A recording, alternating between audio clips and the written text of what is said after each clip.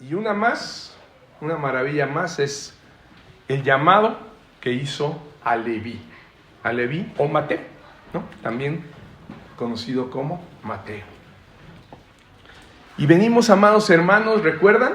De ver 2 milagros maravillosos del Señor Jesús el domingo pasado.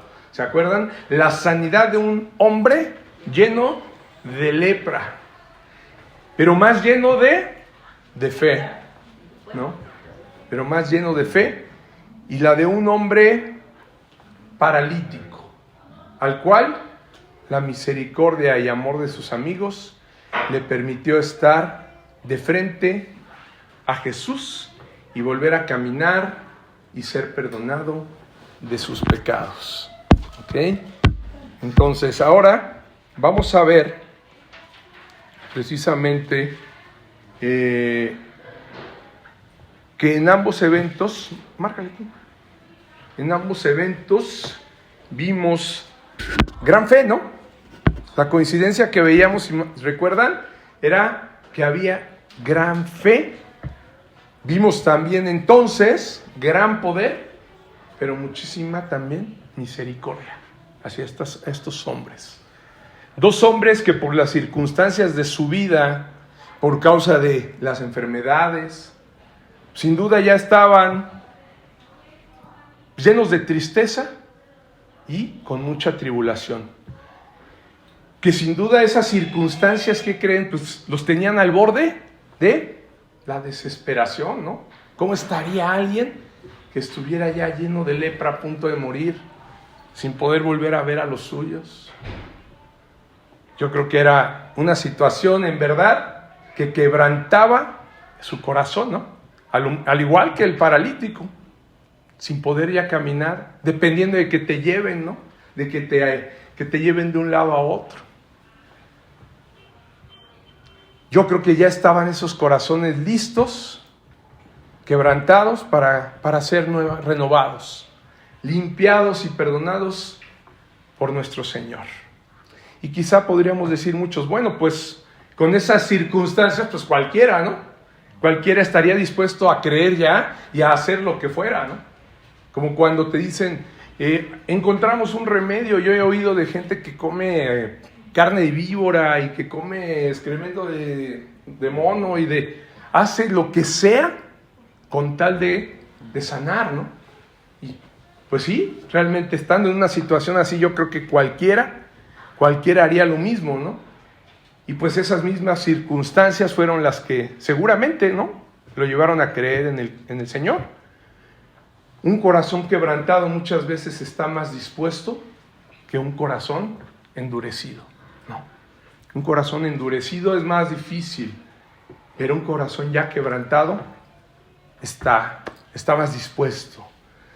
Pero a continuación, ¿qué creen? Vamos a ver un caso completamente diferente al de estos 2 hombres a los que Jesús dio salvación y sanidad. Ahora vamos a ver el caso de un hombre quizá que es más similar a la situación de la mayoría de los hombres, que quizá no tiene tanta necesidad como el hombre lleno de lepra o del paralítico. Un hombre que quizá podía saber que vivía en pecado, sí, igual y sí estaba consciente, pero que las circunstancias de su vida no lo quebrantaban, no lo incomodaban tanto, digamos, ni sentía tanta necesidad de que alguien lo salvara. ¿Por qué? Pues porque él sentía que vivía bien, ¿no? Vivo bien. A lo mejor sí soy pecador, pero no me falta nada. Tengo todo, man. Entonces, no tengo necesidad que me salven. Tenía dinero, quizá, o simplemente una posición cómoda comparada con la de muchos otros en esa época. Nada más y nada menos se trata de un publicano, un recaudador de impuestos. Eso era lo que eran los publicanos. Recababan impuestos para Roma. Y es precisamente Leví de quien vamos a hablar, Mateo. ¿Ok? Y acompáñame a Lucas 5 Y vamos a revisar Lucas 5 del 27 al 32 en esta prédica que se titula Sígueme, sígueme. Esa voz del Señor que fue el llamado eficaz a Leví. Muy bien, vamos a empezar, por favor. Hermano Raúl 27, Gaby 28, por favor. Dice: después de estas cosas salió y vio a un publicano llamado Leví sentado al banco de los tributos públicos y le dijo: sígueme. Y dejándolo todo se levantó y le siguió. Amén. Amado, vemos aquí a un publicano llamado Leví, que se encontraba, ¿qué dice? Sentado al banco de los tributos. Era un lugar donde el pueblo judío se formaba para ir a entregar los tributos o impuestos para Roma, ¿no? Ahí lo vemos, ¿no? Ahí está como incluso con su balanza para ir poniendo, ¿no? Y pesando lo que le entregaban. Algunas veces era, ¿sí?, con la moneda corriente, o algunas veces incluso les llegaban a aceptar hasta pertenencias, ¿no? Oro o algo. Cuando la deuda aumentaba, bueno, pero el chiste es que pagaran, ¿no? Entonces tenían que pesar si realmente lo que estaban entregando pesaba lo que en verdad debían, ¿no? Era una posición, amados, muy, muy prestigiosa dentro del Imperio Romano, porque además de que ganaban buen dinero, ganaban mucho dinero, tenían ciertos privilegios que los demás no tenían, ¿no? Es como ahora, quien trabaja en el gobierno y tiene buenos contactos, bueno, pues se jacta de que tiene influencia, ¿no? De que tiene influencias, o si trabaja en el gobierno, bueno, pues puede mover ciertas cosas que los demás no, ¿verdad? Así más o menos, era un publicano. Pero en este caso, él no era tal cual un servidor público, como lo sería hoy un político o un puesto de elección popular, ¿no? No, aquí era como si fuera más bien una concesión. Hagan de cuenta que Roma le podía entregar esa concesión a alguien de ser publicano, porque el publicano pagaba una determinada cantidad al César, ¿sí? Algo que se determinaba por la región en la que él tenía que recaudar, ¿no? Entonces le decía, entregas tanto, y él entregaba primero eso y después tenía el derecho de cobrar una cantidad más alta como ganancia por realizar el servicio de recaudación. Entonces, ¿se imaginan? Esa actividad pues, era un gran negocio, ¿no? ¿Quién no hubiera querido en esa época tenerlo, ¿no? Porque era muy lucrativa. Tú te podías de ahí tener una ganancia adicional del impuesto que cobraba, que ya había entregado al César, de todos. Él le cobraba a cada quien todavía un poco más para él, ¿ok? Y a pesar de esa muy prestigiosa posición que tenía ante los romanos, el publicano, ¿qué creen? Era muy despreciado por su pueblo, por el pueblo judío, porque era considerado como un traidor. Él sabía que el pueblo ya tenía la obligación, bajo la ley de Moisés, ¿de qué? De dar su diezmo, ¿no? Ya había una obligación de dar un diezmo, pero este tributo era un impuesto, ¿sí?, que había sido impuesto precisamente por los romanos, ¿no? Era adicional, no tenía que ver con lo que ya el pueblo judío tenía que entregar al Señor, eso se los había mandado él en la ley mosaica. Esto era adicional. Esto no era para Dios, sino para el César, ¿no? Esto se tenía que entregar al César. Y pues por supuesto a nadie le agradaba pagar tributo al pueblo romano, ¿no? Nadie quería. Porque además, ¿qué? Los oprimían y no les daban realmente beneficios, ¿no? Sino que les cobraban un tributo por dejarlos trabajar, por el espacio para ejercer su actividad económica, a lo que se dedicaran, tenían que pagar. Más bien podríamos verlo como, yo diría más que un impuesto, como un derecho de piso, ¿no? ¿Quieres trabajar? Págame. ¿Quieres tener la oportunidad de ir a pescar? Entrégame un tributo. ¿Quieres eres alfarero, eres orfebre, lo que te dediques, me tienes que pagar un impuesto, ¿no? Una cantidad para poder trabajar, ¿sí? Entonces, en teoría, los impuestos son para proveer buenos servicios, se supone, ¿no? Pero en Roma, no. Les cobraban por trabajar en las mismas ciudades que ellos ya habían construido. O sea, si estaban en Jerusalén, ellos lo habían hecho. Pues ahora vengo y te cobro por lo que, aunque tú ya lo construiste, tú ya le pusiste todo lo necesario a esta ciudad.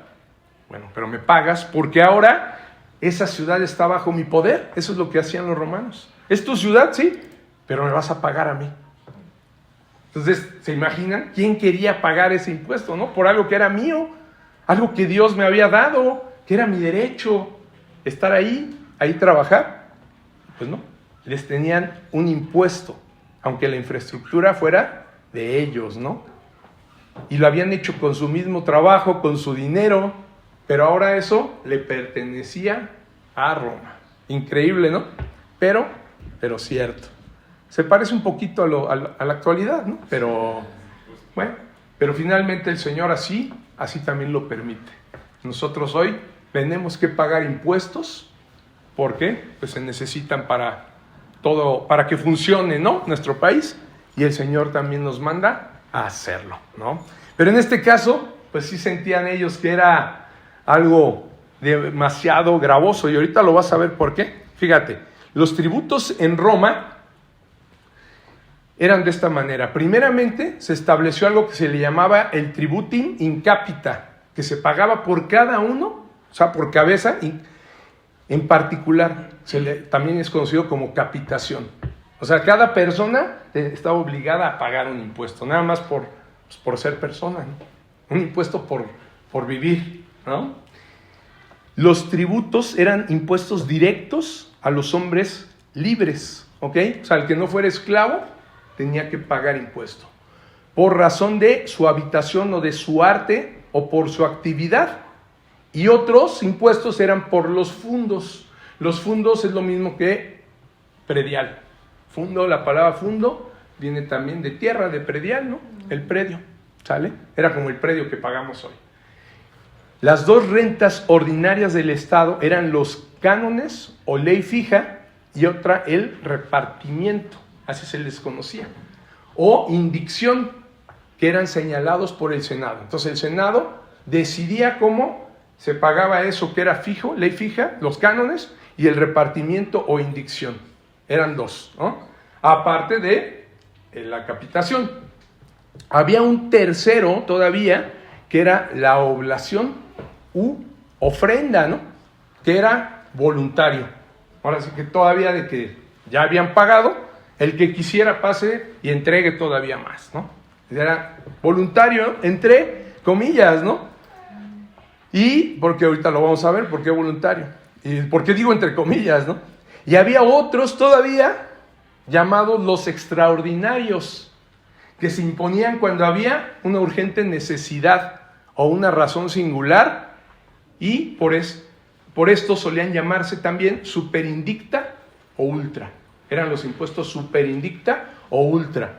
Cuando el César tenía alguna necesidad adicional o se le había antojado construir un coliseo, ¿no?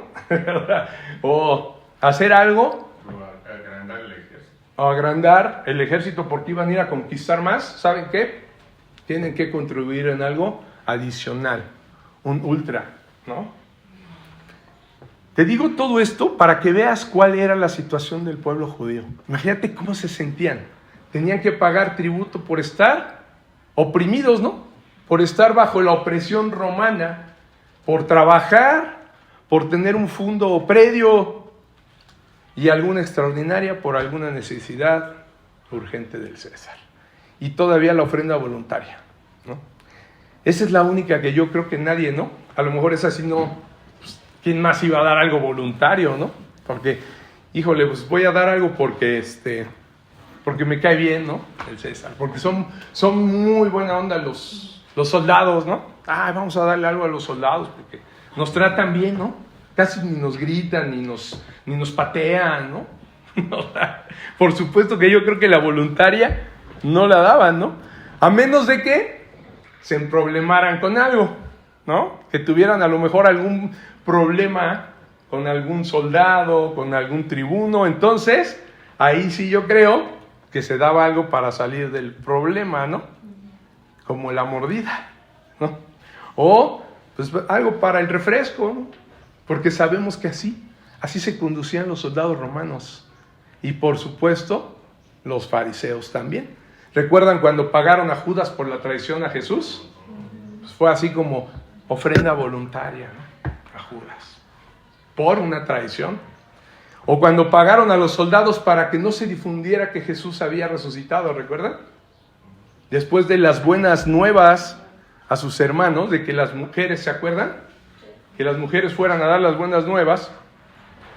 Y el Señor les había dicho que los esperaría en Galilea.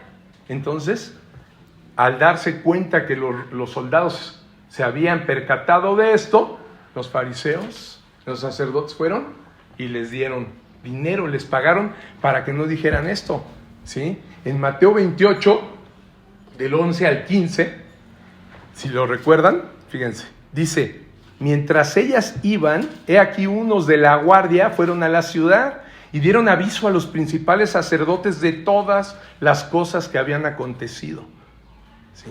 Y reunidos con los ancianos y habido consejo, dieron mucho dinero, fíjense, mucho dinero a los soldados, mucha oblación, ¿no?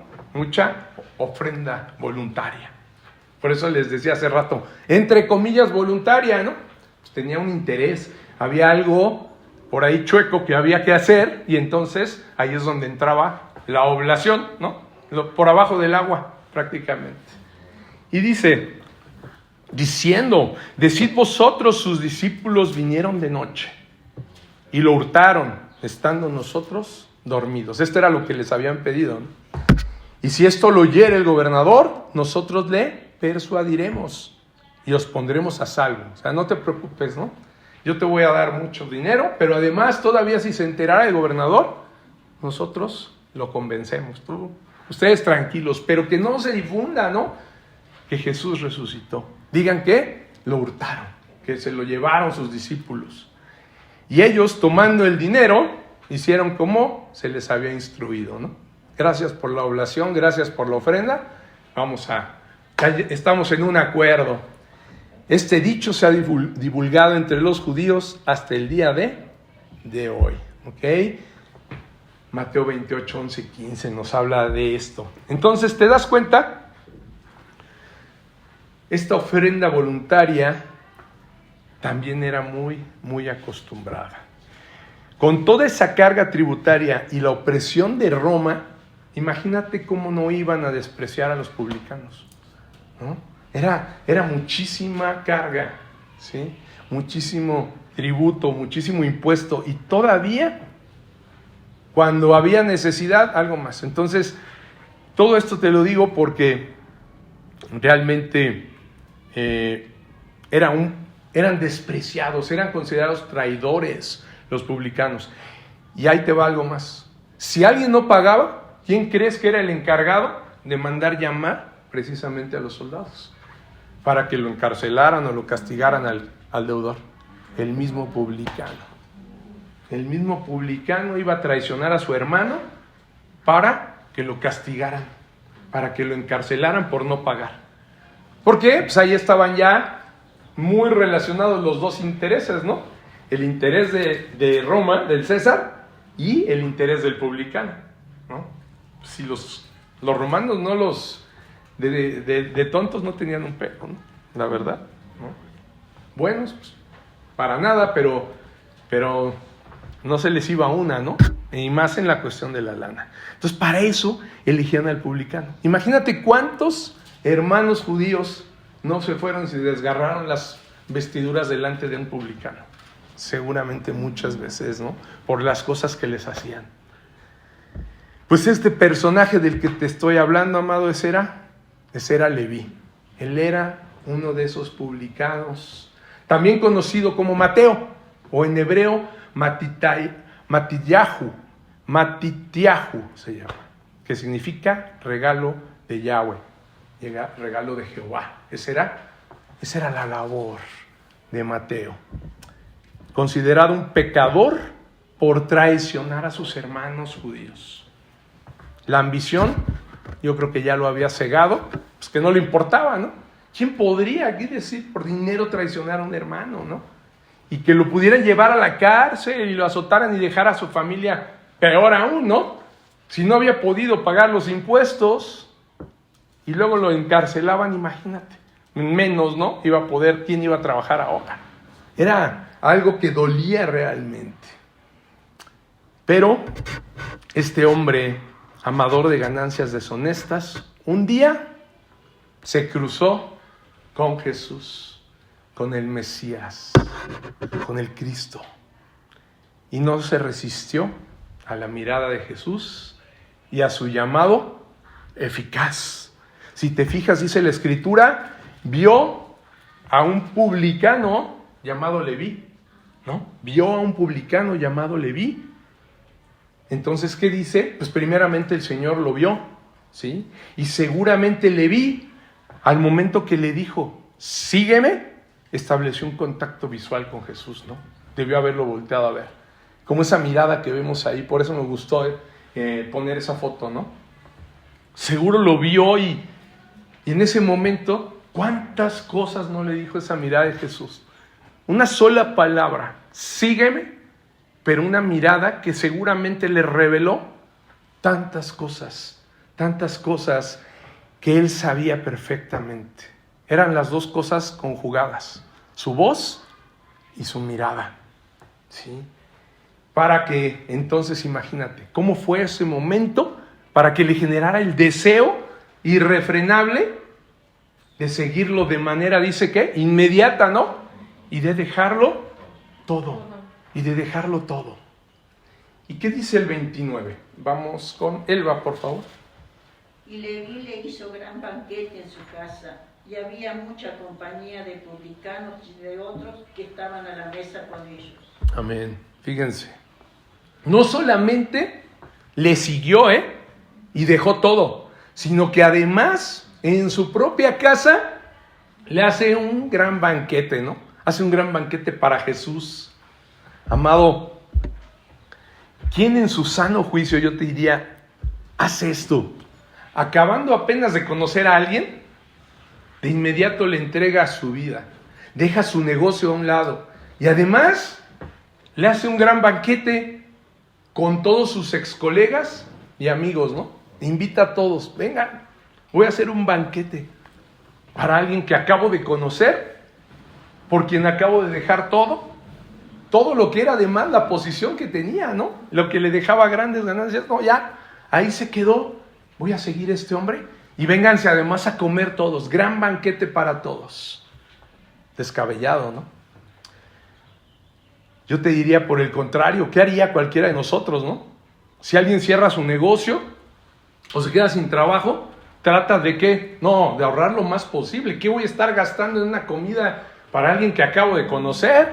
No, olvídate, ¿no? Yo no. Yo voy a agarrar y voy a guardar y a estirar, ¿no? Porque no sabemos cuánto tiempo va a durar las vacas flacas, ¿no? O sin trabajo. Yo creo que esto, por eso te digo, suena descabellado, ¿no?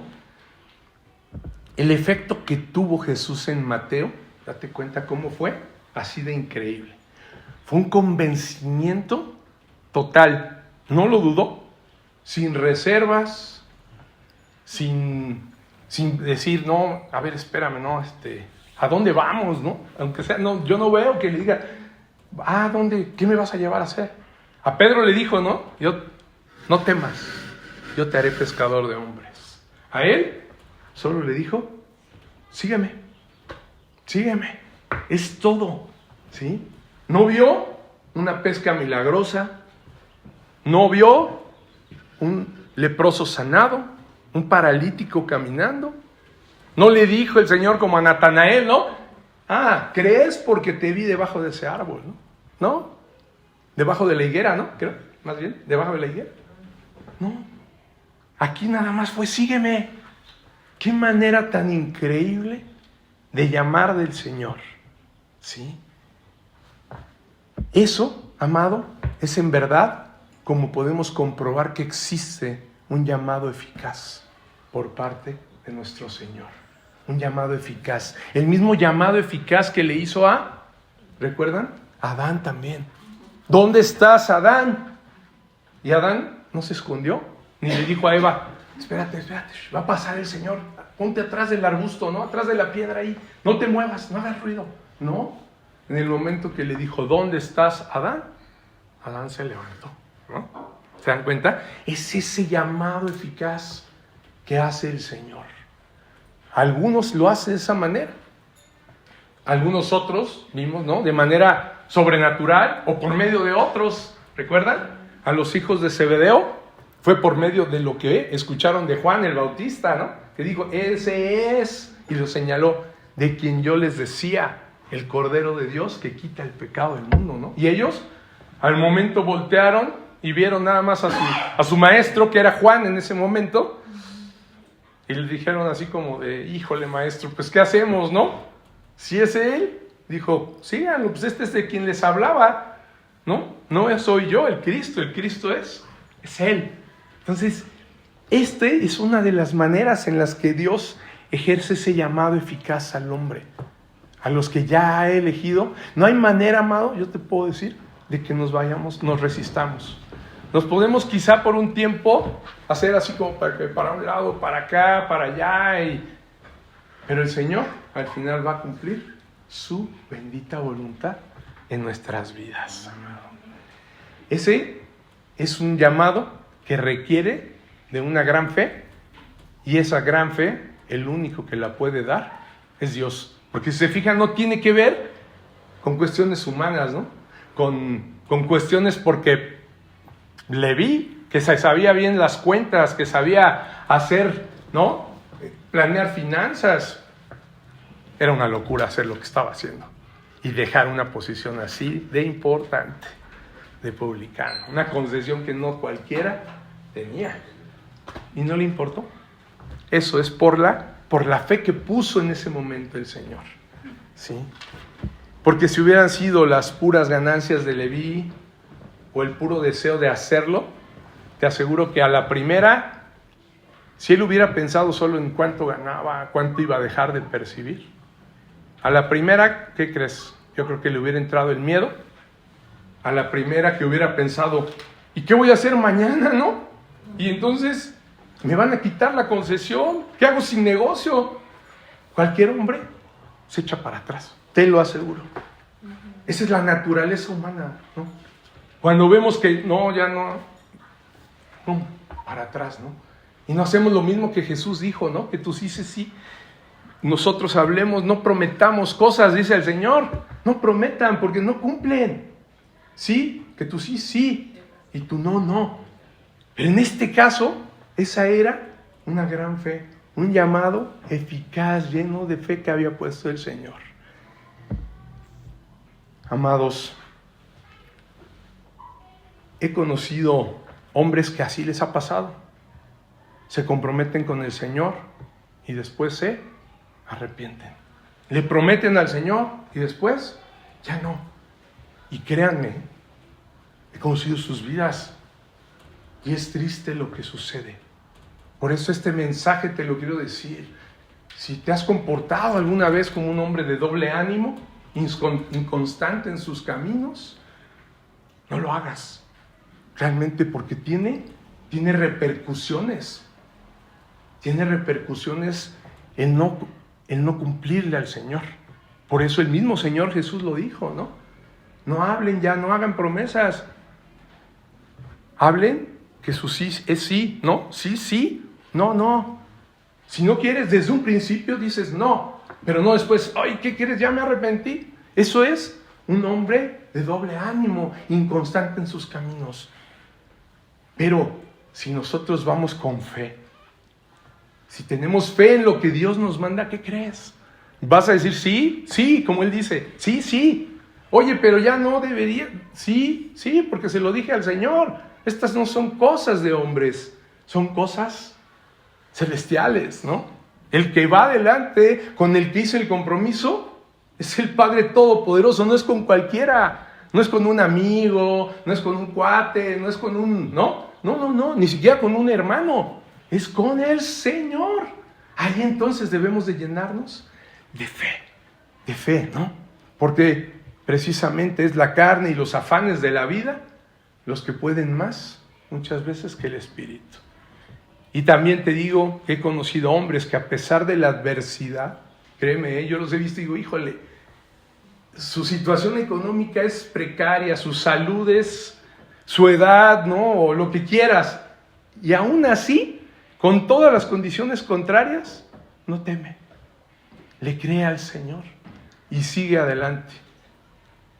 Así como Mateo, ¿no? Como Pedro, como Juan, como Jacobo y como Natanael, ¿no? Que son los casos más específicos que nos muestran Felipe, ¿no? A quienes él llamó y sin duda le siguieron. Y también el resto de los 12, ¿no? Porque también lo siguieron.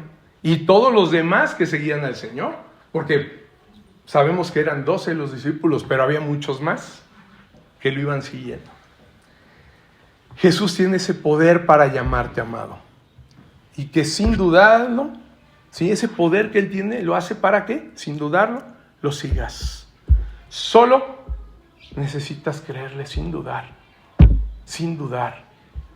Como les compartí el jueves por la noche, ¿no? En el proverbio, ¿quién se acuerda? El 3, del 5 al 7. Vamos a leerlo. ¿Quién sigue? Él, aquí, Luz. Leyó Elba, ¿no? ¿Cuál, perdón? Proverbio 3, 5 al 7.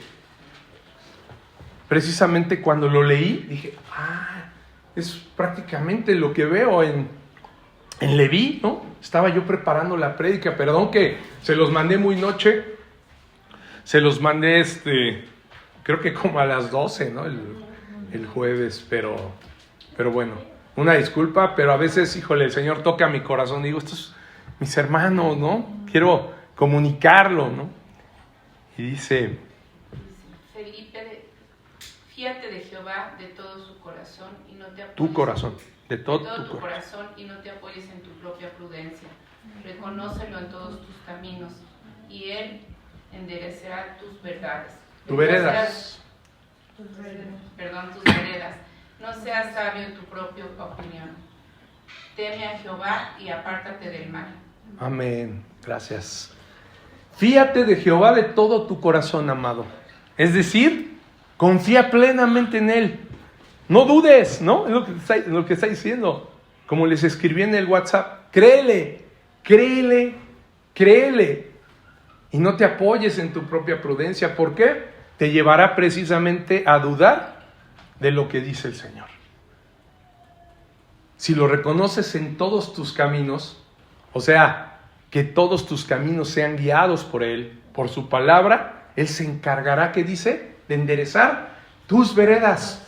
Aunque en tu propia opinión parezca imposible, o que no sea lo que tú quieres o lo que tú crees, ¿no? Por lo regular la Biblia, te voy a decir algo, hace shock con nuestras propias ideas. Cuando leemos la Biblia, se antepone, ¿no? Dices, no, pero ¿cómo? ¿Cómo es que tengo que hacer esto? ¿Cómo que le voy a dar la túnica al otro? No, que se rasgue con sus uñas, ¿no? Si me pide, ¿no? Me fue la palabra así. Si alguien pide tu túnica, ¿Camisa? tu camisa, No. no, tu túnica, dale también tu capa. Exacto. Si alguien pide tu túnica, dale también tu capa. Es que túnica... ¿No? ¿Sí? Así como viene en Reina Valera, ¿no? ¿Sí? Realmente, eso ¿cómo? ¿No? Yo creo que la regla de oro a todos nos causa un shock, ¿no? ¿Cómo? ¿Le voy a dar más además? ¿No? ¿Y luego yo qué? ¿Con qué me tapo? No. Hay que se rasque con sus propias uñas, ¿no? Que consiga la suya.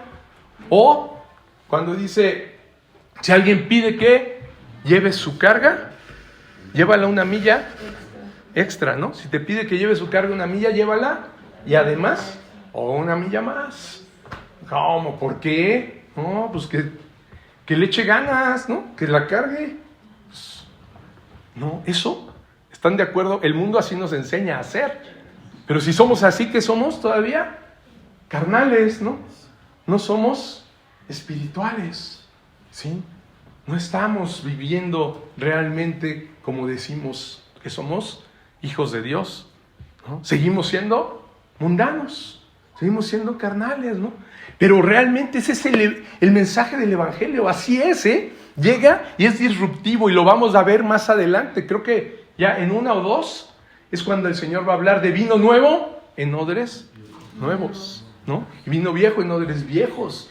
Así es el mensaje del Evangelio, efervescente, ¿sí? Que hace que reviente ¡paz! Los odres, ¿no? Los odres viejos, y tienen que ser renovados. Amado, yo creo que aquí precisamente lo que pasó en Mateo fue lo mismo, pero él dejó el sistema del mundo, ¿no? Lo que el mundo le había dado, para entonces hacer lo que dice el Señor en Isaías 55. Fíjate, vamos a Isaías 55, 7 al... Creo que por ahí están los versículos en la pantalla, Miguel, la que sigue. Ahí vamos a Isaías 55, del 7 al 9, y de luz, Pris, ¿puedes? O Miguel, quien guste. Isaías 55, 7 al 9. Dice: deja el impío su camino, y el hombre inicuo sus pensamientos, y vuélvase a Jehová, el cual tendrá en él misericordia, y al Dios nuestro, el cual será amplio en perdón. Porque mis pensamientos no son vuestros pensamientos, ni vuestros caminos mis caminos, dijo Jehová. Como son más altos los cielos de la tierra, así con mis caminos más altos que vuestros caminos, y mis pensamientos más que vuestros pensamientos. Gracias, Miguel. Amén. ¿Se dan cuenta, amado? Eso mismo es lo que sucedió en Leví.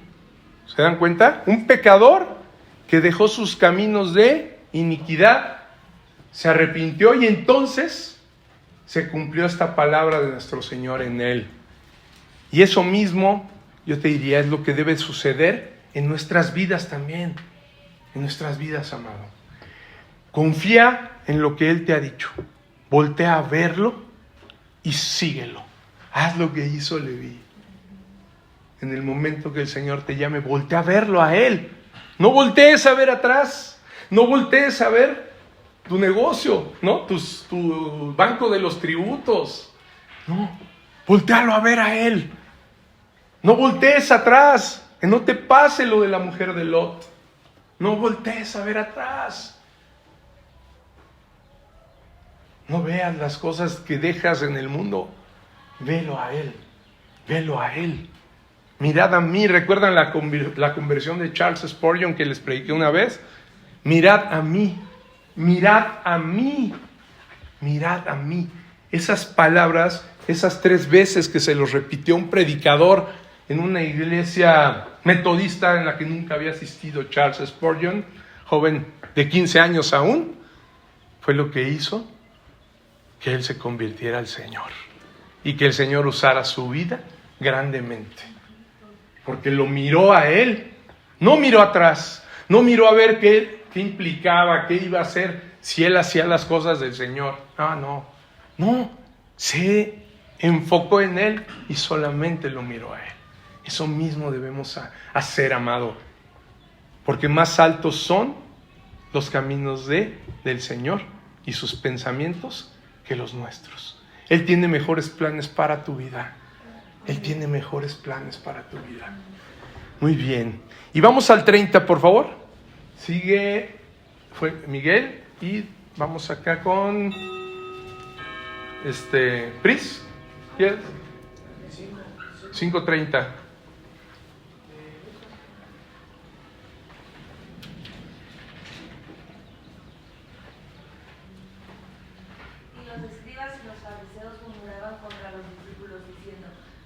no dice veis con publicanos y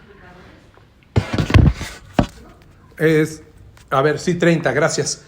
Ahora 31 Estela y 32 Juan Carlos, por favor. No importa. ¿Cuál es el 31? Respondiendo a Jesús les dijo, los que están sanos no tienen necesidad de médico, sino los enfermos. Amén.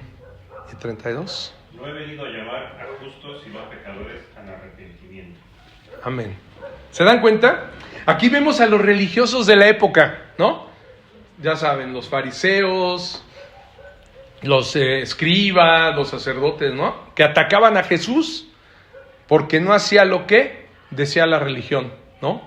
Ojo, no hacían lo que la religión decía. No me refiero a la ley, ¿no? Sino a lo que la religión decía. Porque Jesús, Él siempre cumplió toda la ley, ¿eh? Jesús en ningún momento falló. Pero lo que a ellos no les gustaba era que no cumplía con las cosas de la religiosidad, que está hecha por un conjunto de costumbres, ¿no? E ideas que practicaban estos escribas y fariseos, que estaban muy lejos incluso de la ley, ¿no? Y que los dejaron muy lejos también de creer en el Señor Jesús. Fíjense cómo esa religiosidad era como un velo en sus ojos, que no les permitió ver al Mesías que estaban esperando durante cientos de años, ¿no? No los dejó ver por esa religiosidad. Pero el Señor, sí, Él sí cumplió la ley. Ellos creían precisamente que eran las obras, ¿recuerdan? Lo que salvaba, ¿no? Y tratando siempre de cumplir la ley, nunca alcanzaron salvación, ¿no? Sabemos que eso es imposible. Más bien, ¿qué hacían los fariseos? ¿Se acuerdan? Imponer cargas, ¿no? Lo único de lo que se encargaban era de imponer cargas a los demás, que al final ellos mismos, no podían llevar, ¿no? O que no estaban dispuestos siquiera, ¿no? Dice la palabra que de poner un dedo en esa carga, ¿no? Ellos siempre decían, no, los demás no hacen, los demás no cumplen, los demás, y yo sí, por eso yo soy santo, yo sí cumplo la ley, yo sí hago, y pobres pecadores, ¿no? Los que no hacen. Y cuando se daban cuenta, ¡ras! A la primera ya caían en lo mismo, que estaban señalando a los demás, ¿no? O no estaban dispuestos a llevar la misma carga, ¿sí? Así nos pasa, amado. Así sabemos que es la naturaleza que también nosotros tenemos, ¿no? Por esa razón el Señor Jesús les dijo que Él no venía a llamar ¿a quién? A justos, sino a pecadores, al arrepentimiento. Y no porque no fueran pecadores les estaba diciendo, ¿no? Eso. No les dijo, no, ustedes, yo no vengo por justos. No. Simple y sencillamente porque ellos no creían que tenían necesidad. Y el Señor Jesús lo sabía, que ellos no creían en Él. No creían que necesitaban a un Salvador, ¿no? ¿Por qué? Pues porque no sabían y creían que fueran pecadores, ¿sí? No creían que tenían que arrepentirse, se creían, por eso le dice el Señor, justos, se creían justos. Por eso Jesús les dijo, los que están sanos no tienen necesidad de médico, ¿no? Sino los enfermos. O sea, casi, como que los puso en bypass, háganse a un lado, porque vengo por los que en verdad necesitan de mí, los que sí creen, ¿no? ¿Están de acuerdo? Ellos querían estar sanos, tener la salvación asegurada por ser hijos de Abraham, ¿no? Ellos decían, no, yo soy hijo de Abraham, nosotros nos va a salvar el Señor. Y amado, bien sabemos hoy que nadie podía salvarse solo por ser hijo de Abraham, ¿no?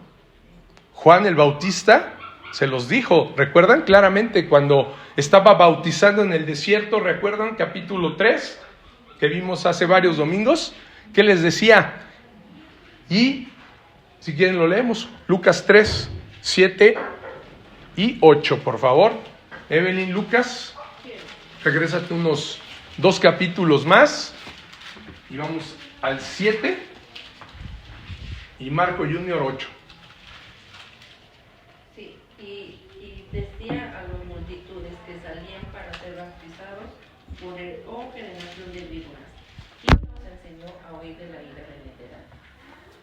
Haced pues frutos dignos de arrepentimiento y no comencéis a decir dentro de vosotros mismos: tenemos a Abraham por padre, porque os digo que Dios puede levantar hijos a Abraham aún de estas piedras. Amén. ¿Se dan cuenta? ¿Recuerdan?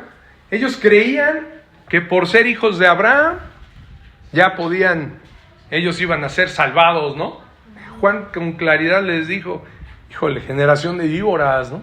¿Quién les enseñó a huir de la ira venidera? En verdad el Señor podría, ¿no?, levantar hijos a Abraham aún de estas piedras, ¿sí? No es por ser hijos de Abraham, sino haced frutos de arrepentimiento. ¿Arrepentirme de qué? ¿No? Muchos dicen, si yo vivo bien, trabajo, no mato, no robo, no bebo, ¿de qué me debo arrepentir? Déjame decirte que todos, amado, tenemos un fariseo adentro muy escondidito ahí.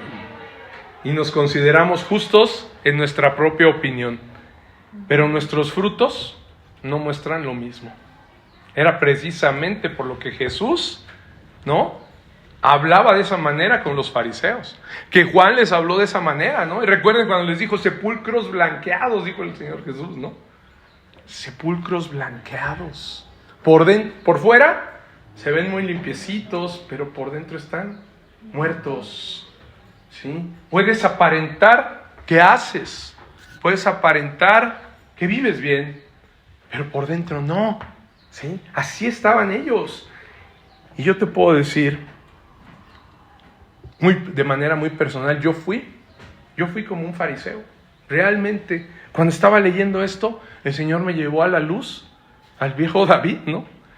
Porque a mí antes de volver a nacer me predicaron esto muchas veces con toda claridad, me lo dijeron, que me tenía que arrepentir.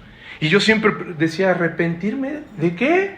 Siempre lo decía. Si yo no mato, soy bien trabajador, a mis hijos no les falta nada, pago muchos impuestos con mi sueldo que tenía, ¿no?, en ese entonces de director, pago impuestos para que todos los que no pagan, ¿no?, los informales, tengan servicios. Yo me acuerdo que eso decía siempre.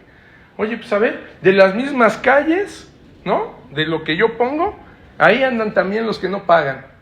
La luz que se jalan para sus puestos es de la luz que yo sí pago, ¿no? O sea, yo creía, no, que se arrepientan esos, ¿no? Yo sirvo a mi país desde mi trinchera, ¿no? Que se arrepientan los que no pagan impuestos, los ambulantes, que se arrepientan los narcos, yo decía, los ladrones. ¿Yo por qué? Así decía yo ¿por qué? Cuando me decían, arrepiéntete. ¿Yo por qué? Yo te diría, oh miserable de mí.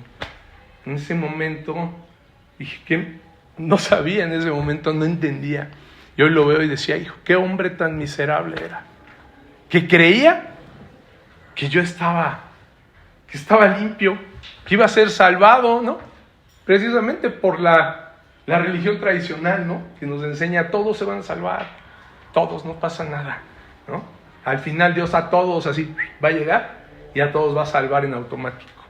Amado, hoy sabemos que no hay ninguno justo. Yo era justo en mi propia opinión. Al igual, ¿se dan cuenta? Que esos religiosos, que esos fariseos, así de incrédulo y así de equivocado estaba. Hasta que el Señor me llevó a entender que no hay nadie justo, ¿no? Ni aun uno. Romanos 3:10 lo dice, ¿no? Que todos hemos pecado. Eso entendí. Ciertamente no hay ambos. ¿Qué dice Eclesiastés 7:20? Por ahí, Miguel, creo que la que sigue, ahí está. Ahí está para que lo podamos ver en la pantalla si gustan. Ciertamente, ¿no hay qué? Que haga el bien y nunca peque, ¿no? Eclesiastés 7:20, esa sabiduría, ¿no?, de Salomón, él llegó a entender, ciertamente no hay hombre justo en la tierra que haga el bien y nunca peque. ¿Qué dice? Todos hemos pecado, ¿no?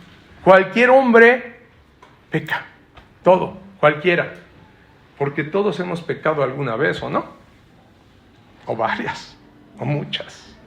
Y la paga del pecado es, que sigue en la siguiente, dice Romanos 6:23, y la paga del pecado es muerte, mas la dádiva de Dios es vida eterna, Cristo Jesús, Señor nuestro. Amén.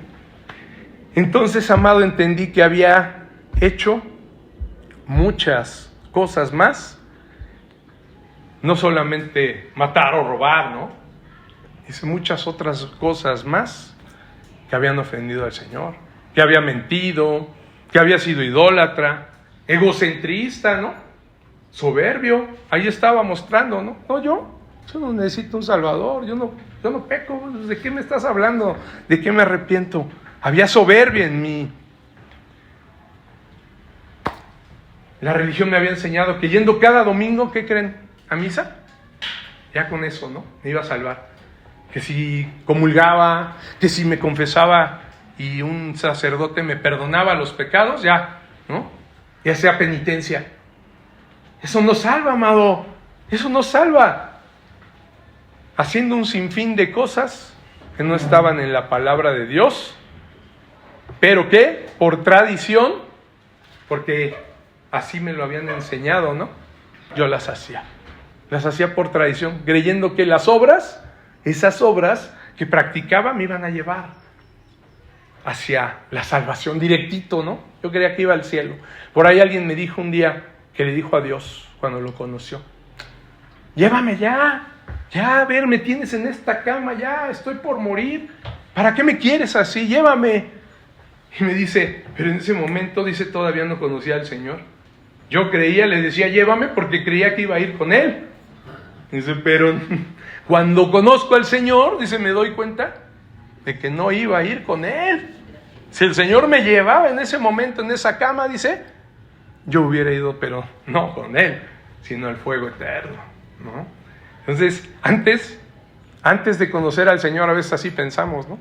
Y mucha gente dice, ay, qué bueno, ya está con el Señor. Bueno, solo si se arrepintió, ¿no? Si en verdad Él fue salvado por Cristo, si creyó en su sangre, ¿no? Lo que cantamos. Pero no todos, ¿no? No todos se van al cielo.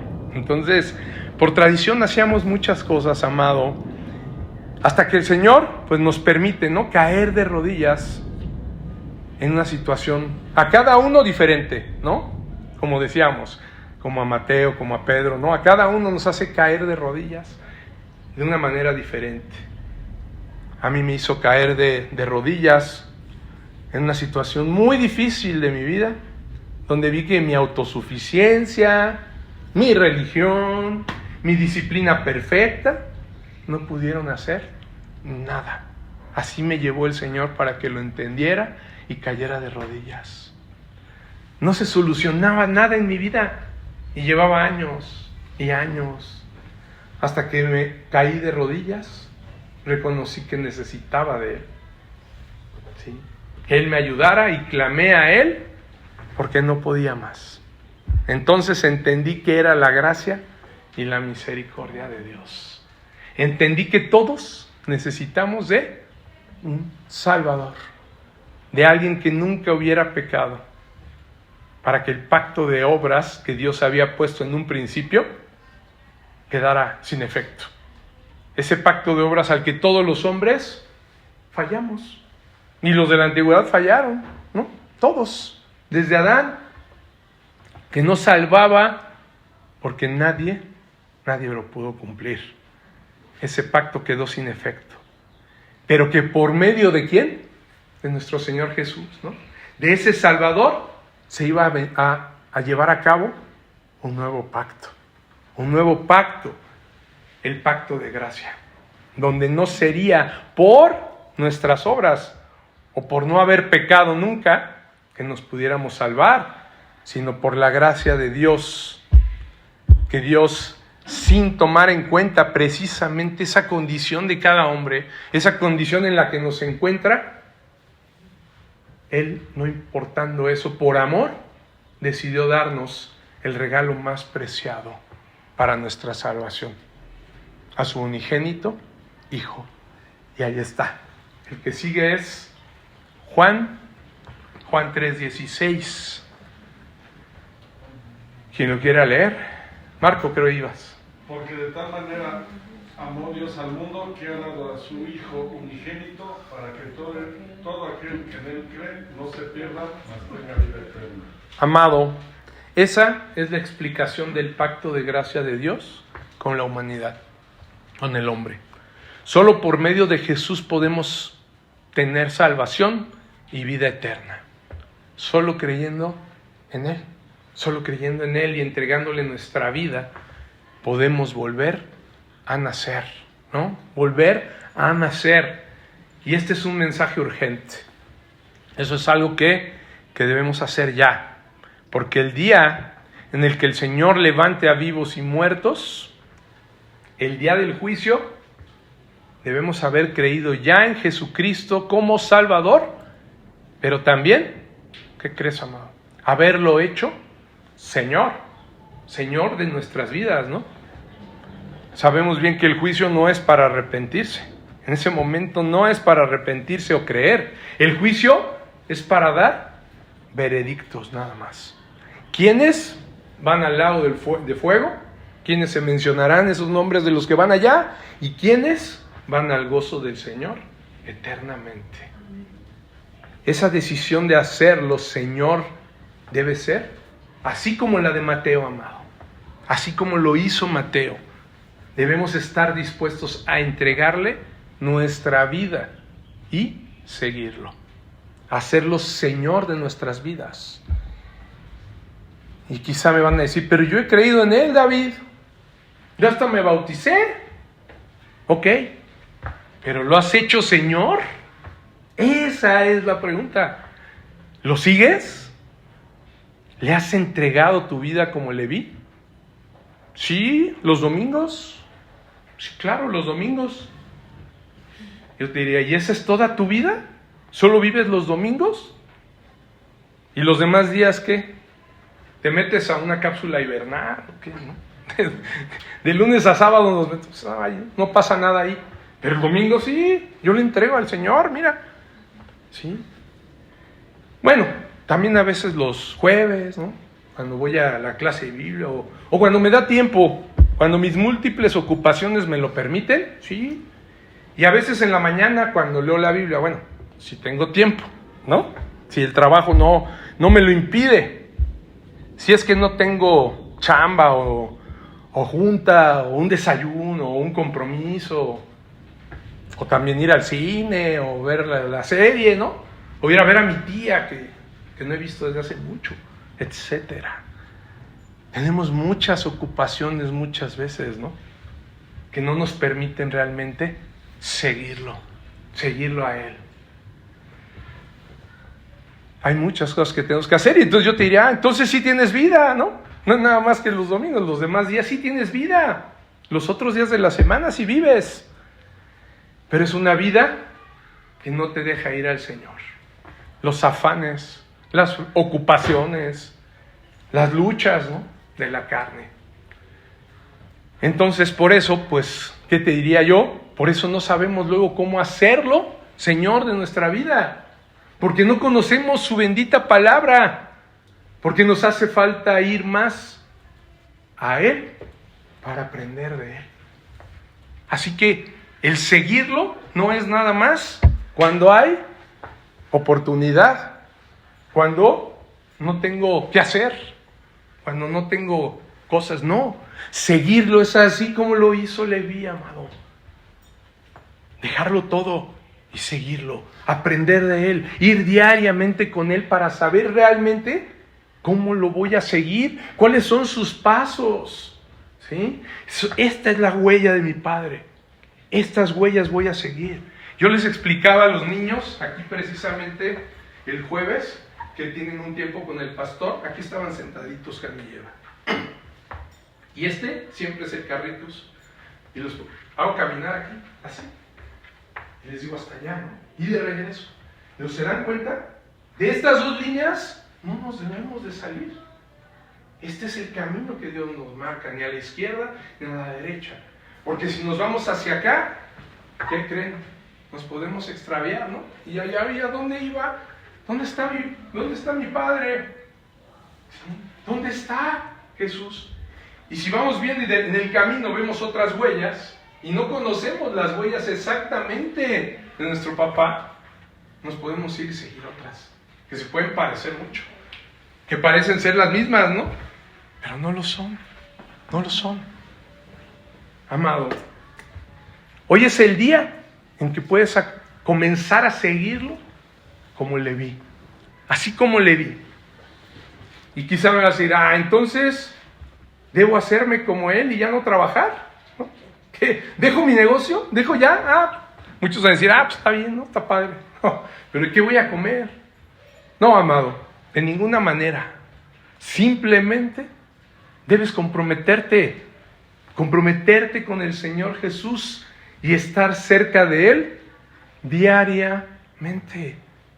No solo cuando puedas o cuando te nazca, ¿no? Hoy sí creo que... A ver, hoy sí voy a leer, hoy sí voy a orar un ratito, Señor, ¿eh? Ya me acordé que sí me ayuda siempre. Ya me acordé que hoy otra vez amanecí, ¿no? En todo momento, amado, es un compromiso. Es un compromiso que debemos de tener con el Señor. Estar cerca de Él diariamente. Cada día ir a su presencia en oración y perseverando en esto. En la lectura de su palabra. Y entonces, de esa manera, aprenderás cómo hacerlo, Señor, en verdad, no nada más de palabra, hacerlo Señor de veras de tu vida. Y que no te diga un día el Señor, Lucas 6:46, ¿qué dice? ¿Quién sigue? Miguel. Lucas 6:46. Fuerte. ¿Por qué me llamáis Señor, Señor, y no hacéis lo que yo digo? Amén. Que no nos diga un día así el Señor, amado. Señor, ¿por qué me llamáis Señor? ¿No? ¿Por qué me llamáis Señor, Señor? Y no hacéis lo que yo digo. Esto puede ser en muchas circunstancias de la vida. Puede ser cuando necesitamos algo, ¿no? Señor, Señor, aquí estoy, me está yendo mal. Señor, Señor, estoy enfermo. ¿Por qué me llamáis Señor, Señor? Y no hacéis lo que yo digo. Y no es por falta de misericordia del Señor. Es porque te va a decir, esto no era necesario que te pasara. Y ahora sí me dice Señor. Si me hubieras hecho Señor, no te hubiera pasado esto. Si me hubieras hecho Señor, no estarías en esta situación. Pero pudo más el afán. Pudieron más otros señores, ¿no? El Señor dinero. El Señor éxito. El Señor vanidad, ¿no? El Señor ego, ¿verdad?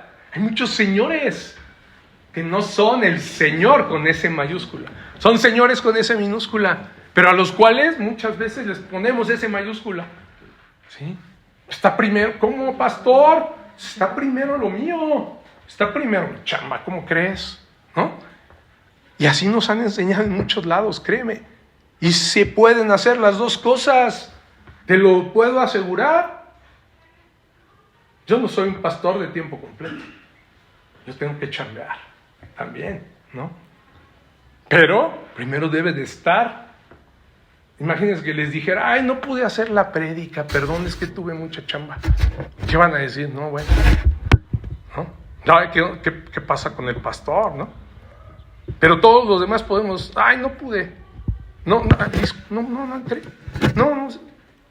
No, porque chambeo, ¿qué te pasa? No, yo no. No, yo no chambeo, pero sí lo tengo que hacer. Y no lo hago de veras, y no se lo estoy diciendo por vanagloria, sino porque así son las cosas del Señor. Son muy serias. De veras. Y se los digo con mucho temor y temblor. Porque se los vuelvo a repetir, he visto gente que ha dejado en segundo las cosas del Señor. Y sus vidas son tristes. créanme. Y sigo orando por ellos, para que el Señor los vuelva a recuperar, que los levante, pero puede ser muy largo ese camino y muy doloroso, créanme. Y los hijos, híjole, es donde duele más, créanme. Alejarse del Señor y decirle no a las cosas del Señor, donde más nos puede doler, no es tanto en la situación económica, es en lo que se genera en nuestros hijos. Cuando nos ven, que somos de doble ánimo, que somos de una manera cuando hablamos, pero hacemos otra cosa. ¿Sí? Yo te diría, amado, que no te diga el Señor, Señor, Señor, y que no te diga, ¿por qué me llamáis Señor, Señor? Y no hacéis lo que yo digo. Por el contrario, que te diga, buen siervo fiel, pasa al gozo de tu Señor. Hiciste todo lo que te pedí. Como Leví, entrega tu vida a Él y asegura ese lugar en el cielo con Él. Pídele que entre en todo tiempo. Bueno, este iba a ser el llamado de salvación. Hoy creo que todos ya hemos creído en Él.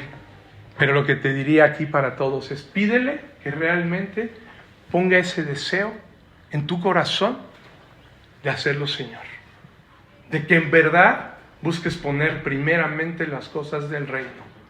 ¿Sí? Para que entonces, ¿no?, el reino y su justicia y todo lo demás os será añadido.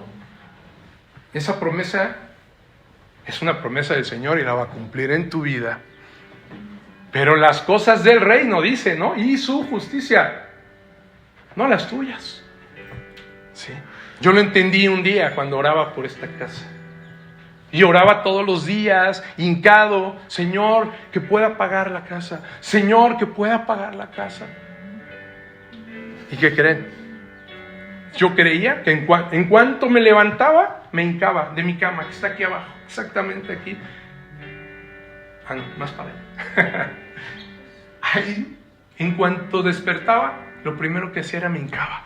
Y yo creía que con eso estaba buscando primeramente las cosas del reino. Por favor, Señor, que hoy sí pueda hacer una venta para pagar lo que debo. Hoy sí, Señor, por favor. Y eso no era buscar primeramente el reino, ¿qué creen? Oye, pero si ibas y lo buscabas. Ni siquiera yo lo hacía para que no se me interpusiera una llamada, no hubiera otra cosa, el teléfono, nada. En cuanto pisaba, me hincaba y oraba. Y estaba equivocado. Y así duré años haciéndolo.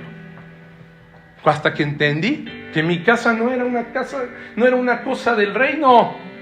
Esta casa aquí se va a quedar, amados. Estos muros, quién sabe de quién van a ser un día que yo muera. O si se van a caer. Las cosas del reino, amado, no son las cosas que el orín corroe, ¿no?, y que el ladrón hurta. Cuando empecé a orar, que le dije, Señor, te entrego esta casa. Esto es tuyo. Finalmente, si tú quieres que yo viva aquí, aquí estaré. Y si no, confío en que estaré en un mejor lugar al que tú me mandarás para tus propósitos. Y le dije, yo ya te lo pedí, Señor, pero también estoy dispuesto a hacer lo que tú me digas. ¿Y qué creen? Empecé a orar por la iglesia, por los hermanos, por servirle con más fervor. Dije, Señor, úsame. ¿Sí? ¿En qué puedo ayudar a mi pastor? Y así empecé a orar. Y el Señor empezó a responder, y fue cuando empecé que en la alabanza, empecé como ministro de evangelismo. El Señor cumplió. ¿Y qué creen? Todo lo demás fue añadido. Un día el Señor obró milagrosamente y me dio lo que necesitaba. Y 5 años después, me di cuenta que además nos había visto a todos aquí. El primer día que predicamos aquí estaba orando con las sillas vacías, había preparado así todo, casi como ahorita, y le decía, gracias, Señor, te ofrezco mi casa para que se predique tu palabra, para que mis hermanos vengan aquí, no se desunan, para que aquí podamos crecer como iglesia, que nos edifiques. Y en ese momento, agarrando este sillón así, dije, ¿mi casa? Dije, qué equivocado. Dije, es tu casa. Esta casa tú fuiste el que la pagó. Tú fuiste el que la sostuvo, a pesar de que parecía perdida para mí. Dije, ya vi. Perdón, Señor. Aquí está tu casa para tus hijos. Y lo hiciste precisamente para esto. Para que aquí nos pudiéramos congregar, para que hubiera aquí un lugar seguro para enseñar la doctrina para nuestros niños. Eso es lo que hace el Señor, amado. Decídete a seguirlo como Leví. Pon en verdad las prioridades del reino primero, antes que las tuyas. Y vas a ver lo que hace el Señor. El Señor es fiel y no te deja, te lo puedo decir con toda seguridad, porque de lo que he predicado les puedo decir, de lo que está escrito aquí, todo es verdad, y mucho de eso lo he vivido. Pero también he visto la otra cara de la moneda, con quien no ha cumplido con el Señor. Síganlo, hagan lo que Él dice, háganlo, Señor, Señor. Escuchen su voz y no aparten la mirada de Él, y síganlo en todo momento.